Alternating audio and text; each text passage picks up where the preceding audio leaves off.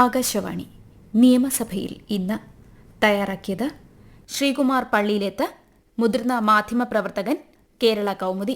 അവതരണം കൃഷ്ണ പ്രകൃതി. 15ാം കേരള നിയമസഭയുടെ 16ാം സമ്മേളനം 4 ദിവസത്തെ ഇടവേളയ്ക്ക് ശേഷം ഇന്ന് പുനരാരംഭിച്ചത് ഗവർണറുടെ നയപ്രഖ്യാപന പ്രസംഗത്തിനുള്ള നന്ദി പ്രമേയത്തിന്മേലുള്ള ചർച്ചയ്ക്കായാണ്. എന്നാൽ സഭാ നടപടികൾ തുടങ്ങുമ്പോൾ തന്നെ പ്രതിപക്ഷത്തിന്റെ സമരപ്രഖ്യാപനമാണ് കണ്ടത്. നിയമസഭാ കവാടത്തിൽ സത്യഗ്രഹം തുടങ്ങുകയാണെന്ന് പ്രതിപക്ഷ നേതാവ് വി.ഡി. സതീശൻ സ്പീക്കറെ അറിയിച്ചു. ശബരിമല സ്വർണ്ണക്കൊള്ളയിൽ തങ്ങൾ ആരംഭിച്ച സമരം തുടരുകയാണെന്നും അദ്ദേഹം വിശദമാക്കി. ദേവസ്വം മന്ത്രി രാജിവെക്കാത്തതിൽ പ്രതിഷേധിച്ചും SIT അന്വേഷണത്തിൽ മുഖ്യമന്ത്രിയുടെ ഓഫീസിന്റെ ഇടപെടലിൽ പ്രതിഷേധിച്ചും 2 MLA-മാർ CR മഹേഷും നജീബ് കാന്തപുരവും സഭാ കവാടത്തിൽ സത്യഗ്രഹം ഇരിക്കുകയാണെന്നും അദ്ദേഹം വിശദമാക്കി. കഴിഞ്ഞ സമ്മേളനകാലത്ത് തുടങ്ങിയ സമരത്തിന്റെ തുടർച്ചയാണ് ഇതെന്നും പ്രതിപക്ഷ നേതാവ് അറിയിച്ചു. എന്നാൽ സഭാ നടപടികളുമായി സഹകരിക്കുമെന്നും അദ്ദേഹം വ്യക്തമാക്കി.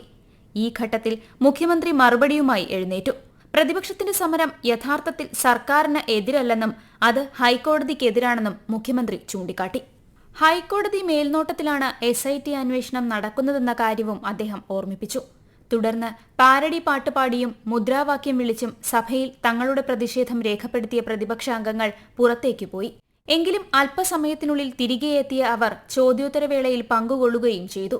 ശബരിമല വിഷയവുമായി ബന്ധപ്പെട്ട 1ലധികം ചോദ്യങ്ങൾ ചോദ്യോത്തരവേളയിൽ വന്നെങ്കിലും ഹൈക്കോടതി ഉത്തരവ് ചൂണ്ടിക്കാട്ടി കൂടുതൽ വിശദാംശങ്ങൾ നൽകാൻ സർക്കാർ വിസമ്മതിച്ചു.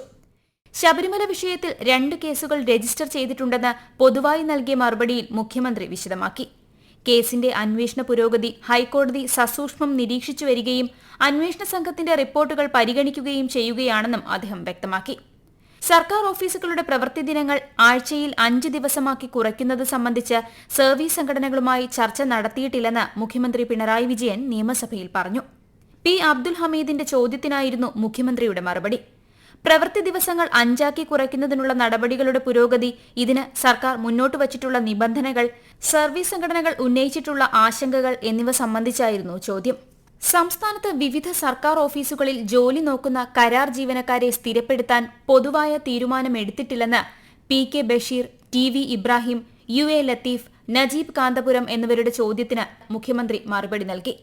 സുപ്രീംകോടതി വിധിയുടെ അടിസ്ഥാനത്തിൽ ഓരോ കേസും വിശദമായ പരിശോധന നടത്തി മാത്രമേ നടപടി സ്വീകരിക്കുകയുള്ളൂ. PSC മുഖേന നിയമനം നടത്തുന്ന തസ്തികകൾ പൊതുവിൽ ഇതിന്റെ പരിധിയിൽ ഉൾപ്പെടാറില്ലെന്നും മുഖ്യമന്ത്രി വിശദീകരിച്ചു. സർക്കാരിന്റെ കാലാവധി പൂർത്തിയാകും മുമ്പ് നഗരനയം രൂപീകരിക്കുന്ന രാജ്യത്തെ ആദ്യ സംസ്ഥാനമായി കേരളം മാറുമെന്ന് മന്ത്രി MB രാജേഷ് നിയമസഭയിൽ പറഞ്ഞു. അക്കാദമിക, സാമൂഹിക, രാഷ്ട്രീയ രംഗത്തുള്ളവരും നഗരാസൂത്രണ നഗരകാര്യ വിദഗ്ധരും ഉൾപ്പെട്ട 13 അംഗ കമ്മീഷൻ തയ്യാറാക്കിയ അന്തിമ റിപ്പോർട്ട് മുഖ്യമന്ത്രിക്ക് സമർപ്പിച്ചു. നഗര ഗ്രാമ അതിർത്തികൾ ഇല്ലാതാകുകയാണ്. നഗരവ്യാപനമാണ് കേരളത്തിന്റെ നഗരവൽക്കരണത്തിന്റെ പ്രത്യേകത. അതിവേഗ റെയിൽ, തീരദേശ മലയോര ഹൈവേ എന്നിവ ആവശ്യമായി വരുമെന്ന് മുൻകൂട്ടി കണ്ട് പദ്ധതികൾ ആവിഷ്കരിച്ചു. മാലിന്യ പ്രശ്നത്തിൽ ബ്രഹ്മപുരം പോലുള്ള വെല്ലുവിളികളെ പരിഹരിച്ചു. വയോധികർ, സ്ത്രീകൾ, കുട്ടികൾ എന്നിവർക്കെല്ലാം ഉപയോഗപ്പെടും വിധമാണ് നഗരനയം ആവിഷ്കരിക്കുക. സാമൂഹിക നീതിയിൽ അധിഷ്ഠിതമായി എല്ലാവർക്കും അവസരം നൽകും. സാമ്പത്തിക വളർച്ചയുടെ ചാലകശക്തിയാക്കി നഗരങ്ങളെ മാറ്റും. വിഴിഞ്ഞം പദ്ധതിയടക്കം ഇതിന്റെ ഭാഗമാണ്. വിവിധ മേഖലകൾക്ക് ഊന്നൽ നൽകി നഗരനയം അന്തിമമായി പ്രസിദ്ധപ്പെടുത്താനുള്ള പ്രവർത്തനം നടക്കുന്നതായും മന്ത്രി ചോദ്യത്തിന് മറുപടിയായി പറഞ്ഞു. CMEDP സംരംഭകത്വ വികസന പദ്ധതി മുഖേന 2963 സംരംഭങ്ങൾ സംസ്ഥാനത്ത് ആരംഭിച്ചതായി മുഖ്യമന്ത്രി പിണറായി വിജയൻ നിയമസഭയിൽ പറഞ്ഞു. 3360 വായ്പകൾ ഇതിനായി നൽകി. സബ്സിഡി നൽകി 5% വായ്പ അനുവദിച്ചിട്ടുള്ളത്. വായ്പാ പദ്ധതി 2 കോടി രൂപയുടേതാണ്. 5 വർഷമാണ് കാലാവധി. ഗുണഭോക്താക്കളിൽ 1374 വനിതകളാണ്. 87,440 തൊഴിലവസരങ്ങൾ ഇതിലൂടെ സൃഷ്ടിക്കാനായി.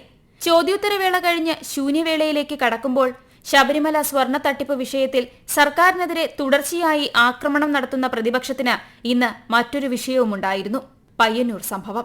പയ്യന്നൂരിൽ പ്രതിഷേധ പ്രകടനം നടത്തിയ കോൺഗ്രസ് പ്രവർത്തകരെ CPM പ്രവർത്തകർ പിന്നിലൂടെ എത്തി മർദ്ദിച്ച സംഭവത്തെക്കുറിച്ച് സഭ നിർത്തിവച്ച് ചർച്ച ചെയ്യണമെന്ന ഉപക്ഷേപം സജീവ് ജോസഫാണ് കൊണ്ടുവന്നത്.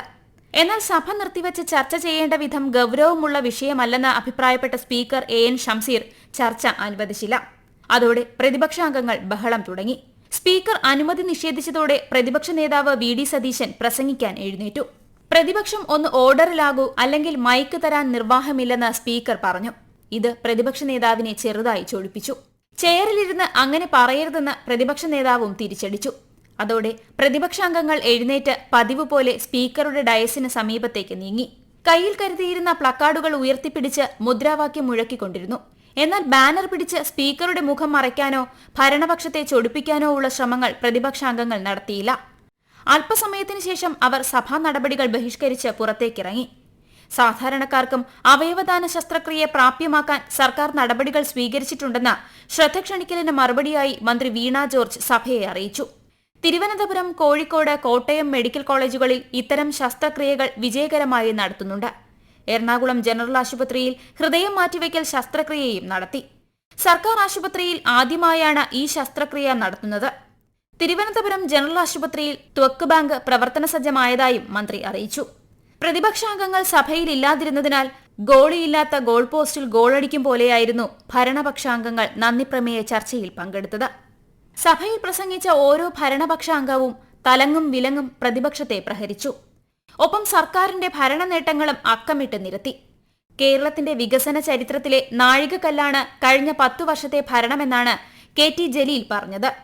ലോകത്തിന് കേരളം എങ്ങനെ മാതൃകയാവണമെന്ന് വികസന പ്രവർത്തനങ്ങളിലൂടെ ഇടത് സർക്കാർ കാട്ടിത്തന്നുവെന്ന് K ശാന്തകുമാരി അഭിപ്രായപ്പെട്ടു.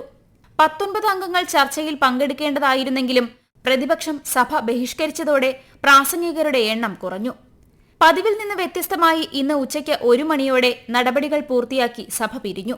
നയപ്രഖ്യാപന പ്രസംഗത്തിനുള്ള നന്ദി പ്രമേയത്തിന്മേലുള്ള ചർച്ച ഇന്ന് പൂർത്തിയാകും. നിങ്ങൾ കേട്ടത് നിയമസഭയിൽ ഇന്ന്.